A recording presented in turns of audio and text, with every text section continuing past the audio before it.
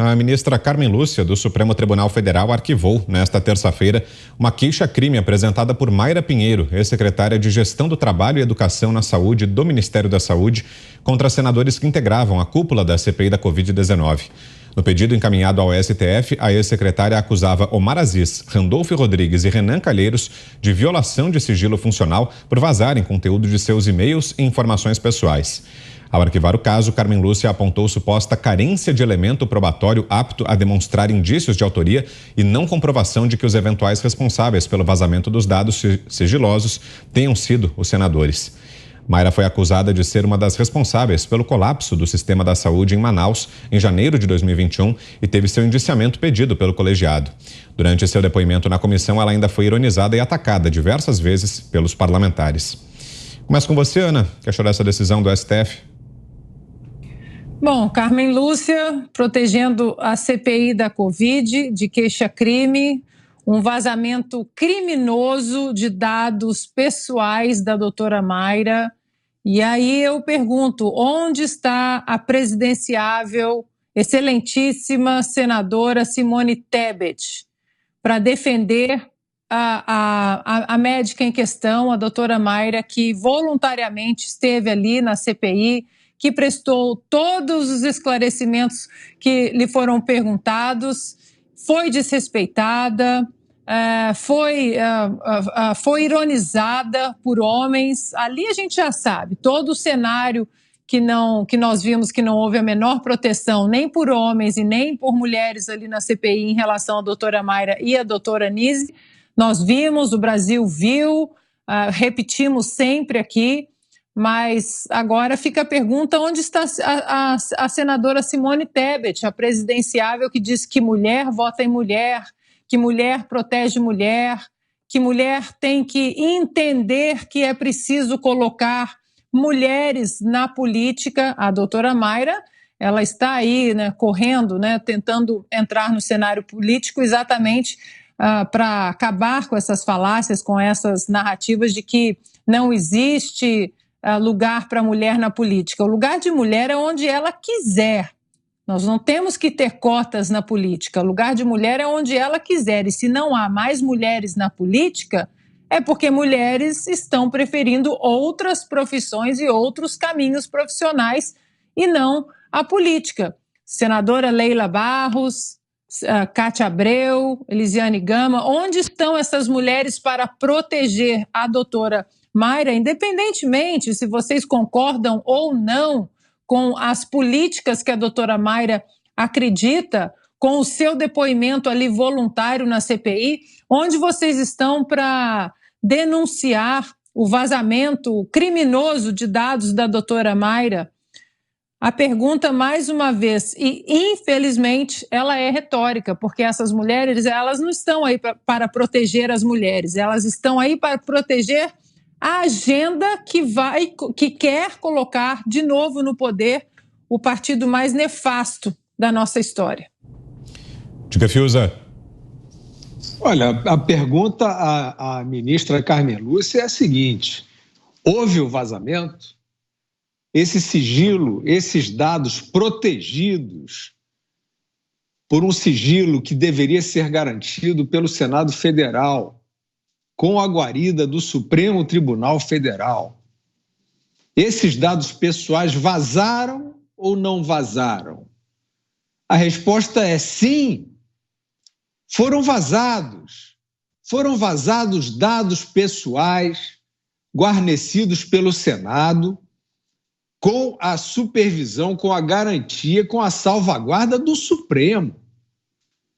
A pergunta à ministra Carmen Lúcia é a seguinte: ela não entendeu, não enxergou a autoria do vazamento e ela arquivou? Mas como assim? Se houve o vazamento, houve algum autor. A ministra Carmen Lúcia não está interessada em saber de onde partiu o delito que quebrou a segurança de dados guardados institucionalmente pelo Senado e pelo Supremo. A ministra Carmen Lúcia, com esse arquivamento, ela pretende o quê? Oficializar o vazamento? ela pretende explicar que um vazamento patente, manifesto, conhecido, publicado na imprensa, que ele não precisa de diligência alguma, não é preciso nenhuma interrogação, ela não se interessou, ela não pediu ao Ministério Público, não pediu a ninguém a busca dessa autoria, ela apenas está dizendo que a autoria atribuída por quem fez a queixa-crime não pôde ser concretizada ou materializada. O que é isso? Então, a ministra Carmen Lúcia, aparentemente, ela não se importa com este expediente. Ela deveria, como magistrada, se manifestar da seguinte maneira: há um delito patente e manifesto, e esse delito precisa ser apurado. A queixa-crime, a alegação dos supostos autores do vazamento não tem materialidade, mas e aí? Aí você arquiva? Aí acabou a conversa? Você beneficiou o infrator? Esse processo deveria seguir. Esse processo deveria seguir com novas diligências, o Ministério Público deveria ser chamado. Então, quem foi que vazou os dados que nós vimos na imprensa? Não há o interesse da ministra Carmen Lúcia por nenhuma desses esclarecimentos, porque ela está fazendo política. Porque a doutora Mayra Pinheiro foi chamada à CPI, como nós vimos, para ser maltratada, para ser chamada de capitã cloroquina, para ser desrespeitada, aviltada por aqueles personagens que comandaram essa CPI do jeito que a gente viu, como eles comandaram, e a ministra Carmen Lúcia não tem nenhuma sensibilidade para isso, não tem nenhuma sensibilidade para esta arapuca. Ela está, portanto, consonante com a politização de uma CPI.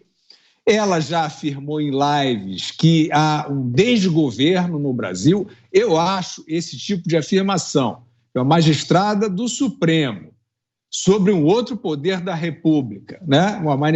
uma desclassificação completa, eu acho de altíssima gravidade. No entanto, parece que isso não sensibiliza as autoridades brasileiras.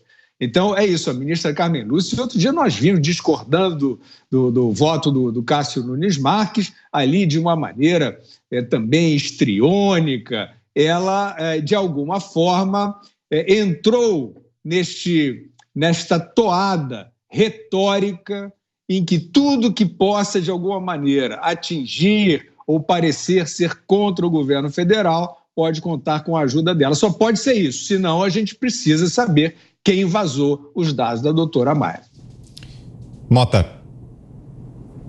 Me parece que o que a doutora Mayra sofreu na CPI pode perfeitamente ser classificado como assédio moral. E aí não precisa perguntar onde estão as defensoras das mulheres, porque as mulheres vítimas de assédio só importam quando servem a uma narrativa política. A gente pode lembrar também que o Brasil tem uma lei geral de proteção de dados, que é sempre louvada como uma legislação importantíssima de proteção ao cidadão, ao consumidor, aos direitos individuais. Por que ela não vale nesse caso? É sempre bom lembrar, em uma democracia, todos são iguais perante a lei. Essa é a igualdade que importa. Agora, se num caso de grande visibilidade como esse, da doutora Mayra, é isso que acontece, cabe a gente perguntar que esperança de justiça pode ter o cidadão comum? Que esperança pode ter a mulher comum, a trabalhadora, que é assediada ou abusada no seu trabalho e que não serve para nenhuma pauta política? Que esperança de justiça essa mulher pode ter? De nada adianta gastar essa retórica fabulosa de proteção à mulher, fazer discursos, criar leis, quando na hora em que a mulher precisa, é isso que acontece. Olha, eu quero dar meu testemunho da doutora Mayra. Aqui no Brasil costuma-se dizer que nós desprezamos os heróis. O que é um herói? É alguém que vai além do seu dever, muito além do seu dever, que vai ao sacrifício. E eu acompanhei a doutora Mayra no Ministério da Saúde. E eu vi o que ela fez na crise de Manaus. Salvou vidas, e sempre salvou vidas. Né? Trabalhou como ninguém. Né? E essa mulher, essa médica, foi maltratada na Inquisição medieval da CPI. Eu acho que todos nós, brasileiros, que tivermos alguns neurônios, tivermos princípios éticos, devemos estar fazendo agora uma CPI da CPI. O que foi essa CPI? Quais as consequências dela? Que fez a propaganda de uma vacina que precisa de 4 doses, nunca se viu isso na história da humanidade, né?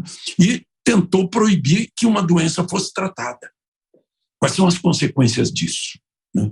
E essa CPI tratou muito mal a doutora Mayra, né? Inclusive nesse rompimento do inciso 12, de uma cláusula pétrea da Constituição Sagrada, que é o artigo 5º, né, que diz que é inviolável, são invioláveis os dados, sigilo da correspondência. Né?